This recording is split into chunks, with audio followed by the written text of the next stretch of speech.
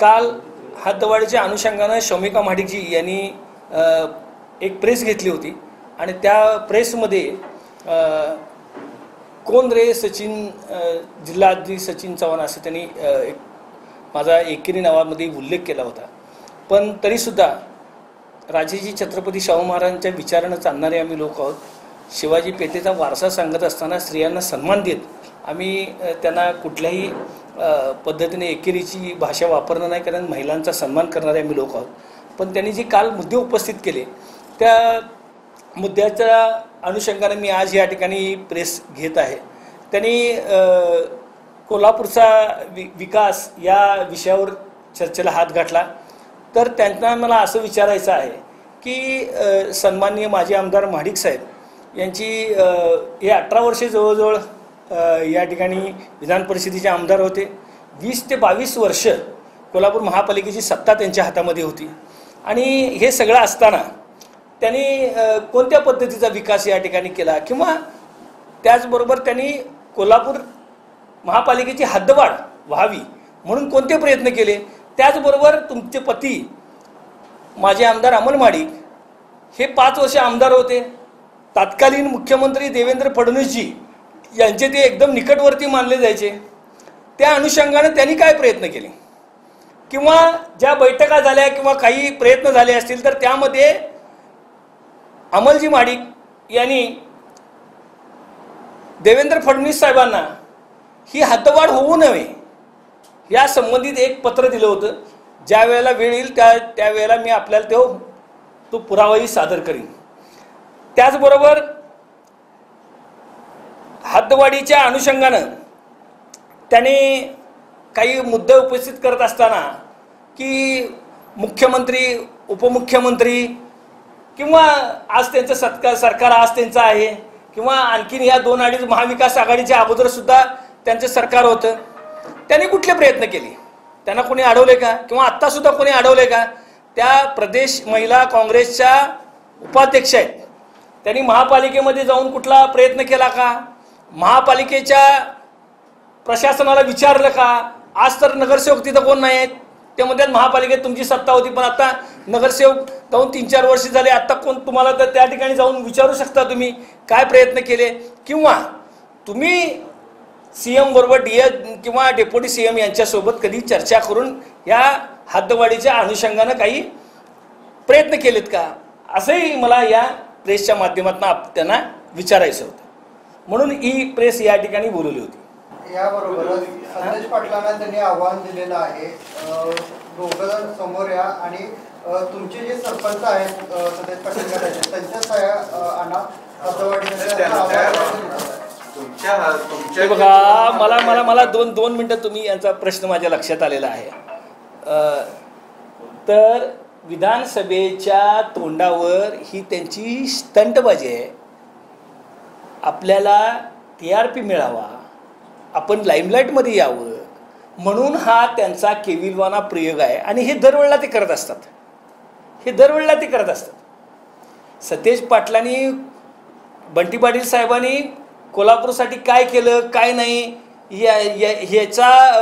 यासाठी मला त्यांच्या सर्टिफिकेटची आवश्यकता नाही. जनता आम्हाला सर्टिफिकेट देते आणि उद्याच्या विधानसभेच्या अनुषंगाने जनता सर्टिफिकेट देईल ना आम्हाला. आज या ठिकाणी जर बघितलं तर थेट पाईपलाईनच्या माध्यमातून जे पाणी आणण्याचं काम आज लोकांना पाणी मिळते असं एखादं उल्लेखनीय काम त्यांनी सांगावं. आणि तुम्ही चॅलेंजची भाषा करताय, तुम्ही तुमचा अगोदर बघा आणि मग सांगा काय म्हणता. मग आतापर्यंत कुणी अडवले त्यांना, त्यांना कुणी अडवले, का त्यांना कुणी अडवले, त्यांनी आतापर्यंत का प्रयत्न केले नाहीत. आज आतापर्यंत त्यांनी का प्रयत्न केले नाहीत हा माझा सवाल आहे. त्या आत्ता म्हणते तो विधानसभेच्या तोंडावर, आतापर्यंत कुठं होता तुम्ही. आणि सगळ्यात महत्त्वाचा विषय काळे झेंडे दाखवाय सचिन चव्हाण काळे झेंडे असा काहीतरी त्यांनी काल उल्लेख केला.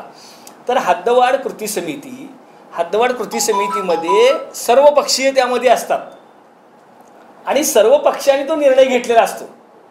तिथं कुणाचा एका तुम्ही सगळे आज या ठिकाणी सोशल मीडिया असेल, पत्रकार असतील, सगळेजण आपल्याला सगळ्यांना माहिती आहे की कृती समितीमध्ये सगळ्या विचाराची माणसं असतात. त्यामुळं त्यावेळेला जो निर्णय होतो तो सर्वानुमते होतो. तो एकटा कोण निर्णय घेत नाही. आणि तो निर्णय होत असताना आणि जो निर्णय झाला आजपर्यंत, हे बघा, घटनेनं आम्हाला अधिकार दिलाय.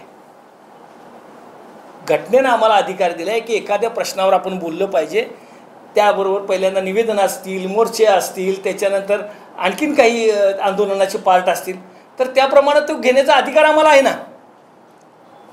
त्यात तुम्ही आम्हाला सांगू शकत नाही कुठं काय करावं, कुणी काय करावं. तुम्ही तुमचं बघा.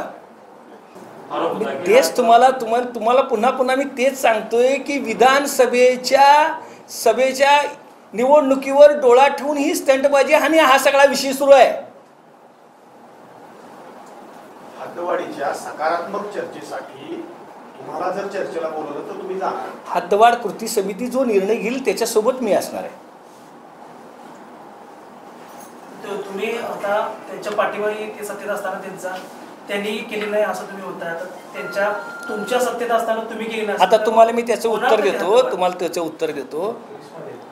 स्वर्गीय प्रल्हाद चव्हाण साहेब महापौर होते, त्याच्यानंतर सागर चव्हाण महापौर होते, मी स्वतः स्टँडिंग चेअरमन होतो. गेली 50 वर्ष महापालिकेमध्ये आम्ही काम करतोय जनतेच्या विश्वासावर, आणि जनतेनं आमच्यावर विश्वास ठेवला आहे म्हणून जनतेचं प्रतिनिधित्व आम्ही त्या ठिकाणी करतो. आणि हे करत असताना आजपर्यंत हद्दवाढ व्हावी यासाठी चव्हाण साहेबांच्यापासून, माझ्यापासून, जयश्री चव्हाण जे आता माजी नगरसेविका आहेत त्यांच्यापर्यंत आजपर्यंत आम्ही प्रत्येक आंदोलनात, प्रत्येक ह्याच्यामध्ये पुढं आहोत. आज इथं समोर बसलेल्यापैकी इथं विकास कांबळे आपल्या समोर आहेत. त्यांचा एक व्हिडिओसुद्धा मी आपल्याला, प्रल्हाद चव्हाण साहेब ज्या वेळेला महापौर झाले त्यावेळेला त्यांनी प्रश्न विचारला होता पप्पांना, आणि त्यांनी उत्तर देताना माझ्याकडे व्हिडिओ आहे, तुम्हाला तो पण दाखवू शकतो. म्हणजे आम्ही हद्दवाढीच्या समर्थनात आत्ता नव्हे तर पहिल्यापासून चळवळीमध्ये आहोत आणि चळवळीत राहणार. हद्दवाढ होईपर्यंत आम्ही चळवळीत राहणार. ते आम्हाला कुणी सांगायची गरज नाही आहे. वेळ आम्ही देणार ना त्याचा पुरावा, 100% देणार. आमदार असताना दिले, मी देणार ना तुम्हाला त्याचा. वेळ येईल त्यावेळेला देणार ना.